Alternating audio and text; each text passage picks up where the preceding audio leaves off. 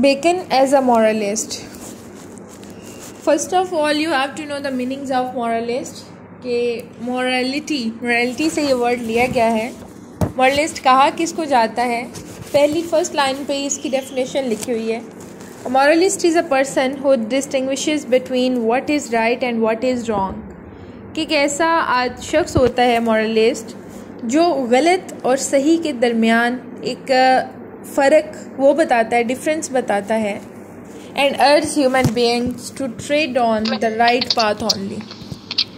और वो सिर्फ ये नहीं है कि गलत और सही का बता देता है कि ये गलत रास्ता है और ये सही है, बल्कि उसमें प्रोवोकेशन होती है. वो अर्ज करता है, तरगीब देता है इंसानों को कि सीधा रास्ता ही चूज़ करना है हमेशा. तो बेकन के बारे में जैसे आपने देखा कि वर्ल्डली वाइज मैन है, यानी कि दुनियावी तरक्की, वर्ल्डली सक्सेस पे एम्फेसिस करता है, तो इसकी मोरालिटी जो है वो भी हमें डबल मीनिंगनेस में नज़र आएगी. Bacon is not a true moralist. Is morality is a saleable morality. He is a moralist cum worldly wise man. ये अंडरलाइन कर लें. उसके लिए जो सबसे बेस्ट वर्डिंग है वो ये है कि moralist cum worldly wise man. Moralist के भेस में दुनिया में तरक्की करने वाला या दुनियावी लिहाज से ज़्यादा सोचने वाला वो आदमी है. Hence Bacon certainly appears as a moralist in his essays, for he preaches high moral principles and lays down valuable guidelines for human conduct. क्योंकि वो क्या करता है अपने एसेज में, मॉरलिटी बेस्ड प्रिंसिपल्स या रूल्स तो बताता है, लेकिन वो उस टाइम में सिर्फ उनको यूज़ करने का कहता है जब इंसान को फ़ायदा भी हो. Some of his essays show Bacon as a true lover and preacher of high ethical codes and conducts. अब आपने दोनों साइड्स पे बात करनी है. पहले आपने बताना है कि हाँ उसकी मोरालिटी जो है वो हमें बहुत क्लियरली नज़र आती है. जैसे कि in his essays of envy में ये कहता है, a man that has no virtue in himself ever envieth virtue in others. कि हर शख्स चाहे उसमें खुद में मोरालिटी ना हो, खुद में उसमें कोई नेकी करने की ताकत या नेकी करता ही ना हो, लेकिन फिर भी जब वो किसी नेक आदमी को देखता है तो वो उसकी रिस्पेक्ट ज़रूर करता है. जैसे कॉमन ऑब्जर्वेशन है, अगर कोई एक शराबी आदमी भी है, जब वो किसी उलामा को देखेगा तो वो उसकी रिस्पेक्ट में खड़ा होगा और बड़े इज़्ज़त के साथ बात करेगा, चाहे बाकी किसी के साथ वो ऐसे नहीं करता और ट्रेड. तो इसमें ये बात की जा रही है कि नेकी जो है ना वो ऐसी है कि वो दूसरों को अपनी तरफ अट्रैक्ट करने की सलाहियत रखती है. Then in his essay of goodness and goodness of nature he says, but in charity कहा जाता है ये जो है वो खर्च करना, यानी कि in the way of God, सदका, देयर इज़ नो एक्सेस. यानी कि जितना ज़्यादा सदका कर सकते हो करो, उसमें जितना भी करोगे वो एक्सेस में कोई चीज़ नहीं आएगी. Neither can angel or man come in danger by it. Again, he appears to be a lover of justice in his essay of Judicator. The principal duty of a judge is to suppress force and fraud. इनकी ये उसका one-sided उसका जो एक reflection है वो हमारे सामने आ रहा है, जिसमें वो हर ऐसी चीज़ को अर्ज कर रहा है, हर उस चीज़ के बारे में बात कर रहा है जो कि एक ट्रू मीनिंग में मॉरलिस्ट पर्सन जो होता है वो करता है.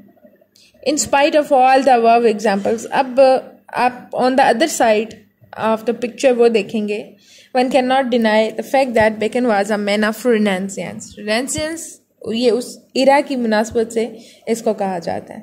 He had a deep and shrewd insight in human nature, क्योंकि उस टाइम में human psyche was first priority of every writer. तो ह्यूमन नेचर को वो जानता है. He knew that man is naturally more prone to evil than good. और कुदरती तौर पे इंसान जो है ना वो बुराई की तरफ ज़्यादा अट्रैक्ट होता है, क्योंकि उसकी सरशत में रख दिया गया है, उसकी नेचर में रख दिया गया है.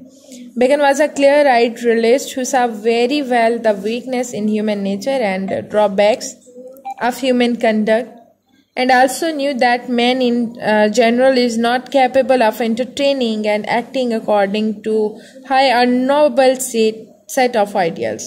यानी कि एक इंसान को कहता है कि जैसे कोई भी मज़हब है या सोसाइटी है, उसकी तरफ से बस एक जो है वो सेट ऑफ आइडियल्स या सेट ऑफ प्रिंसिपल्स दे दिया जाता है, इतने ज़्यादा रूल्स यानी बाउंड्रीज बना दी जाती हैं उसके इर्द गिर्द कि हर इस चीज़ को फॉलो करना है, फ़लाँ को जो है वो ये काम बुरा है ये नहीं करना, ये अच्छा है इसको ज़रूर करना है। तो मतलब वो एक बाउंड किया जाता है, उसको इम्पोज की जाती है, उस पर चीज़ आयद कर दी जाती है ज़बरदस्ती। तो हर इंसान जो है वो रिस्पॉन्सिबिलिटी से भागता है। तो यही वजह होती है कि फिर इंसान बाज़ औक़ात जो है वो बागी बन जाता है, एक रेबल के तौर पे नज़र आता है। Though Bacon's morality was greater than that of average man's. तो बेकन डेफिनेटली जो आम आदमी, क्योंकि राइटर है तो थोड़ा सेंसिटिव भी है और बाकी आदमियों से थोड़ा ज़्यादा सोच भी रखता है और ज़्यादा इंटेलिजेंट भी है, yet it was not of the highest order. लेकिन इतने हाई लेवल पे या इतनी पीक पे नहीं है कि इसको ये कह दिया जाए कि बस वो वाकई एक प्योर मॉरलिस्ट है। The matter of good and right was important for him but not if it prove to costly in worldly terms. कि वो अच्छाई और बुराई दोनों में डिफ्रेंशिएट कर सकता है और उससे पता है कि नेकी क्या है और अच्छी बात कौन सी है। लेकिन कहता है कि अगर आपकी दुनियावी तरक्की में ये चीज़ें हायल होती हैं तो फिर आप नेकी और अच्छाई को छोड़ सकते हैं, चाहे वो टेम्परेरी हो। On one hand, he preaches high moral principles, and on the other hand, he also expresses certainly a mean and sheer capacity by compromising upon those morals for the sake of worldly success. यानी एक side पे तो ये बात करता है कि ये जो इंसान को अच्छा बन के रहना चाहिए, जैसे कुछ एग्जांपल्स आपने ऊपर देखी भी हैं, लेकिन बाकियों में वो क्या कर रहा है कि जब दूसरी साइड पे बात करते हैं तो वो कहते हैं कि अगर कोई भी इंसान ये फील करता है कि ये उसकी नेकी उसके रास्ते में हायल हो रही है या उसकी तरक्की के रास्ते में आ रही है, तो फिर उसे फ़ौरन छोड़ देना चाहिए, उस चीज़ को एक्सेप्ट करके नहीं रखना चाहिए। William Blake, a spiritual poet, William Blake जिसको रूहानी शायर कहा जाता है, सेज अबाउट हिज एसेज, उसने उसके एसेज में कहा है, good advice for the Satan's kingdom. यानी कि वो लोग जो सैटन किंगडम से बिलोंग करते हैं, यानी कि उनकी इवलनेस वाली नेचर है, तो उनके लिए गुड एडवाइजेस इसमें मौजूद हैं जो बेकन के एसेज में हैं। Blake considers any utilitarian advice to be contrary the God's ways, but Bacon indeed does not bother for that. क्योंकि बेक जो है, ब्लेक हमेशा स्पिरिचुअल पोइट उसे कहा जाता था, तो वो हमेशा ऐसी बात करता है और यानी एक सेंट लाइक स्ट्रक्चर उसका हमें नज़र आता है कि हमेशा जो है वो नेकी की बात करता है, राइट पाथ की बात करता है। तो उसने इसको इस तरह से जो है इसके बारे में कमेंट किया कि सैटन्स किंगडम के लिए अच्छी एडवाइस इसमें मौजूद है। लेकिन असल में बेकन जो है वो इस चीज़ को पर एक जिसको कहा जाता है ना कि वाकई परमानेंटली फॉलो करता हुआ, वो नज़र नहीं आता। यानी कि 100% this statement is not accurate for him. He considers this world to be more important and striving and the success in the world is equally important. वो कहते हैं कि ठीक है, मतलब ये दुनिया भी हमारे लिए उतनी ही ज़रूरी है जितनी हमारे लिए आखिरत ज़रूरी है। लेकिन क्योंकि आखिरत में उसमें जो आफ्टर डेथ लाइफ है वो किसी ने बिल्कुल एग्जामिन नहीं की, किसी ने देखी नहीं है, तो वो वहाँ की वहाँ पे देखी जाएगी। फ़िलहाल इस दुनिया में जो हमारे लिए जो सक्सेस है उसको गेन करना ज़रूरी है। Bacon discusses man as he appears and not as he ought to appear. अब बेकन में बड़ी वो एक इंटरेस्टिंग सी बात ये है कि इंसान जैसा है बाय नेचर ये उसको वैसा शो कर रहा है अपने एसेज में, ऐसे नहीं कि इंसान को कैसा होना चाहिए। क्योंकि वो एक प्योर मॉरलिस्ट जो होता है वो बताता है कि इंसान को कैसा होना चाहिए, वो एक आइडियल पर्सनालिटी लेके आता है। लेकिन ये आइडियल पर्सनालिटी नहीं लेके आता, ये वही बातें करता है जो हर इंसान सुनना चाहता है और हर इंसान करता है practically in his life. In his essays of great places Bacon certainly show a high morality when he condemns और at least dislikes the practice of wrongs on part of high officials. In place there is license to do good and evil, whereof the latter is a curse. यानी कि ये उसको criticise भी कर रहा है great place को और प्रेफर भी कर रहा है। Afterwards he appreciates the power of doing good. लेकिन साथ ही देखें एक साइड पे वो क्या कर रहा है कि गुडनेस को बड़ा अप्रिशिएट कर रहा है और अर्ज कर रहा है टू डू गुड। जैसे कि ये कहता है but power to do good is true and lawful end of aspiring, कि अगर आप किसी हाई प्लेस पे हैं तो अच्छा ही करते हैं, उस जगह पे रह के इंसाफ करते हैं, जस्टिस करते हैं, तो ये तो बहुत अच्छी बात हो गई। यानी कि वो उसकी नज़र में एक एडमायरेबल और वैल्यूएबल चीज़ है।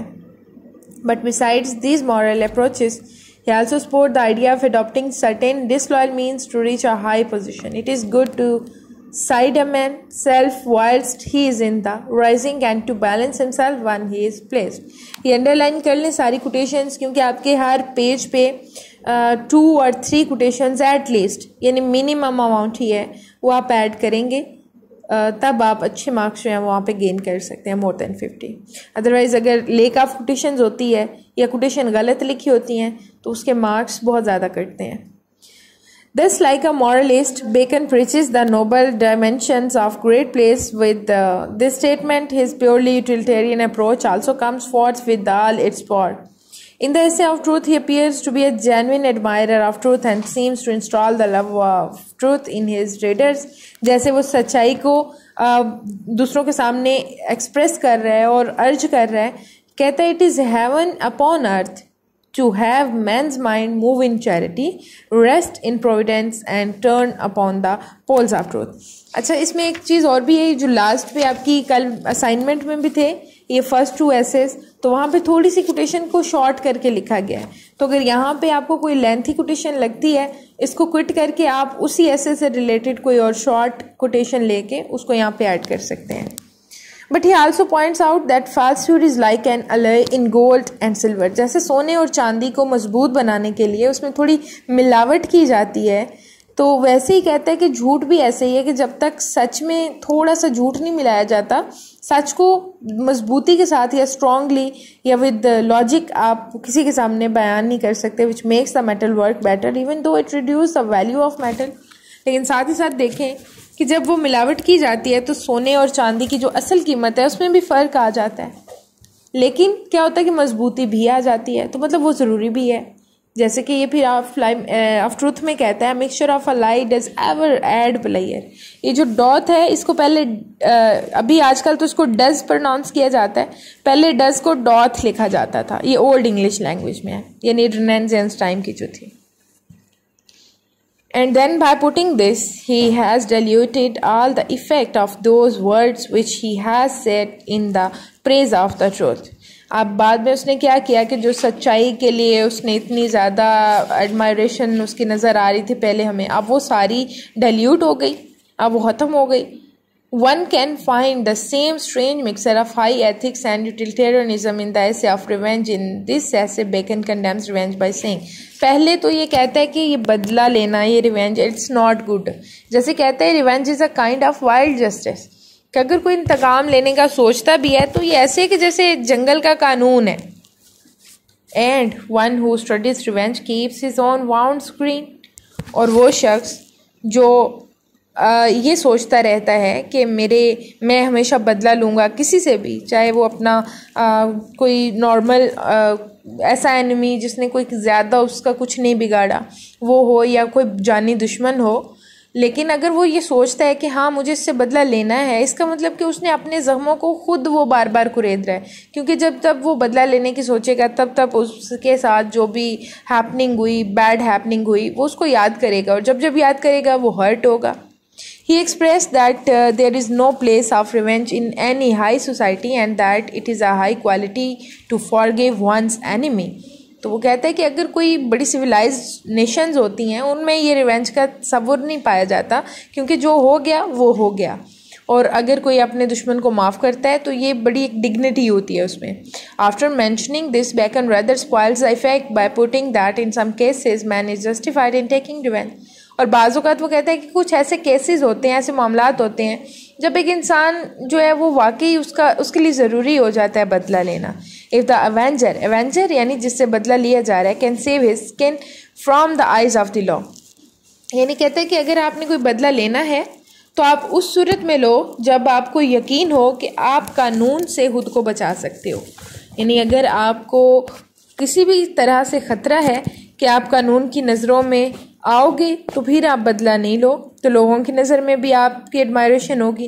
लेकिन अगर बदला ले सकते हो और किसी को पता भी नहीं चलता तो बस चुपचाप बदला ले लो. तो ये एक ट्रू मॉरलिस्ट की बातें नहीं है, क्योंकि ट्रू मॉरलिस्ट होता तो वो यही कहता है कि आप अपना मामला बस खुदा पे छोड़ दो और कानून के हवाले कर दो.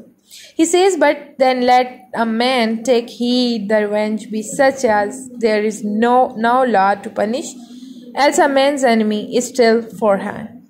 In his essay of Suitors में वो क्या कहता है? Bacon expresses his moral preaching that a man should refuse to undertake a suit, then to undertake it by giving a false hope to petitioner, and that one should not demand undue reward for his services.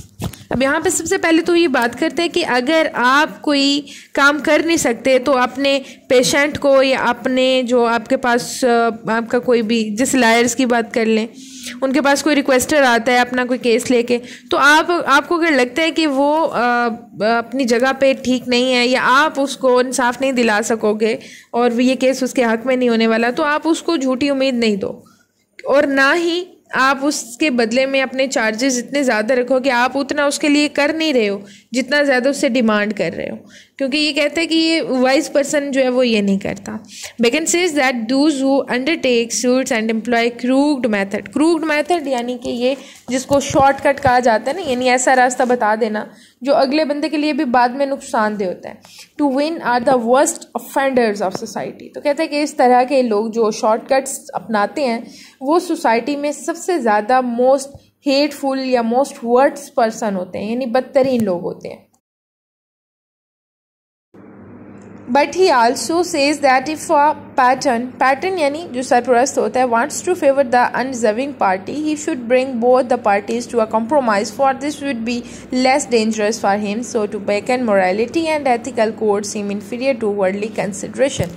अब यहाँ पे उसने क्या किया, उसने कहा कि अगर आपके पास दो पार्टीज हैं तो कोई भी उनके दरमियान इनहेरिटेंस का लेट्स सपोज कोई विरासत का मामला चल रहा है, तो अगर आप इस तरह से करते हैं कि उनका आपस में कुछ लेन देन करवा के और ख़ुद भी आपको फ़ायदा हो जाता है और उनकी मिसालियत करवा देते हैं, तो एक तो आपकी नेक नामी दुनिया में भी बन जाएगी, आपका नाम बन जाएगा कि आपने इतना जो केस था उसको सॉल्व कर दिया, और दूसरा ये होगा कि आपको खुद फ़ायदा भी हो जाएगा, यानी कि उनसे कुछ आप कैश भी ले सकते हैं. और दूसरा जब वो दोनों, और यहाँ के हालांकि जो एक होता है ट्रू मॉरलिस्ट, वो ये कहता है कि नहीं, जो डिज़र्विंग पार्टी है उसको हर सूरत में इंसाफ मिलना चाहिए, यानी उसी एट द स्पॉट नहीं तो थोड़ा सा टाइम गुजरेगा या थोड़ा ज़्यादा गुजरेगा, लेकिन आखिरकार उसको इंसाफ जो है वो लेके देना है हमने. लेकिन ये क्या कर रहा है कि कहता है कि नहीं, जब आपको लगता है ना कि ऐसा पॉसिबल नहीं है, ये टाइम कंज्यूमिंग प्रोसेस है, तो आप उसको वक्त से पहले थोड़ा बहुत लेन देन करवा के तो ख़त्म कर दो. तो यहाँ पे हमें नज़र आता है कि उसके लिए जो एक अहलाकी इक़दार है वो कमतर है, वो उसकी नज़र में कोई ख़ास वैल्यू नहीं रखता, लेकिन जो दुनियावी तरक्की है उसको वो प्रेफरेंस देता है हमेशा. ऑफ सिमुलेशन यानी बनावट, एंड डिसिमुलेशन यानी मकारी, cunningness is another example of the strange mixture of morality and prudence. अब यहाँ पे कोटेशन थोड़ी सी लेंथी है, आप इसको या हाफ करके याद कर सकते हैं या फिर जो लास्ट पे आपके पास कोटेशंस दी हुई हैं उनमें से कोई शॉर्ट ऐड कर लीजिएगा. The best position and temperature is to have openness in fame and opinion, secrecy in habits, dissimulation is seasonal use, and power to feign if there be no remedy.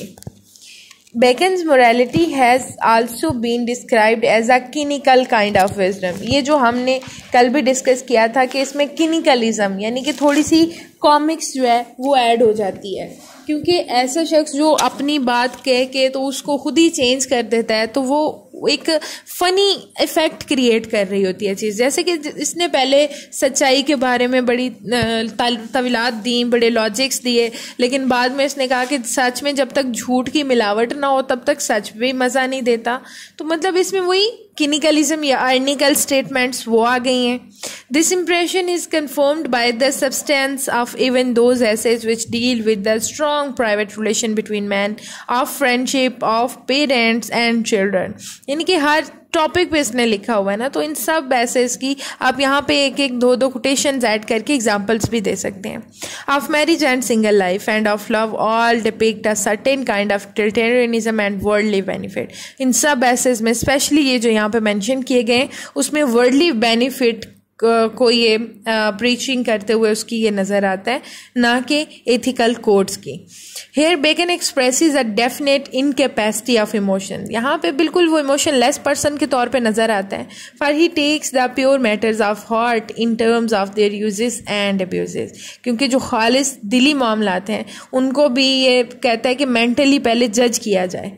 दस in short though Bacon essays portray morality and high ethical standard, yet he does not appear as an ideal moralist and these are but flashes of morality, यानी कि कहीं कहीं पे morality के flashes की तरह वो हमें उसके ऐसे नज़र आते हैं, लेकिन वो इफेक्ट खुद ही उसका डाइल्यूट कर देता है, धुंधला कर देता है जब वो उसकी अदर साइड पे बात करता है। He is not a true moralist. तो एट द एंड आप क्या कहते हैं, to cut a short story, कि वो एक मॉरलिस्ट नहीं है, यानी कि ट्रू मॉरलिस्ट या प्योर मॉरलिस्ट नहीं है। He was moralist cum worldly wise man, बल्कि उसकी मॉरलिटी जो है वो क्योंकि वर्ल्डली प्लेयर के लिए है, वर्ल्डली सक्सेस के लिए, that's why we are rightly saying that he was moralist cum worldly wise man, यानी कि वो इस भेस में, मॉरलिस्ट के भेस में दुनियावी पर्सन के तौर पे जो है, दुनियावी तरक्की को जो पसंद करने वाले लोग होते हैं उन पे उनको प्रेफर करता हुआ नज़र आता है।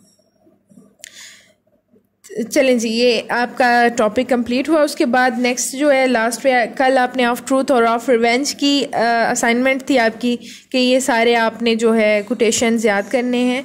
आज आप नेक्स्ट 2 एसेज का करेंगे, of great place end of friendship.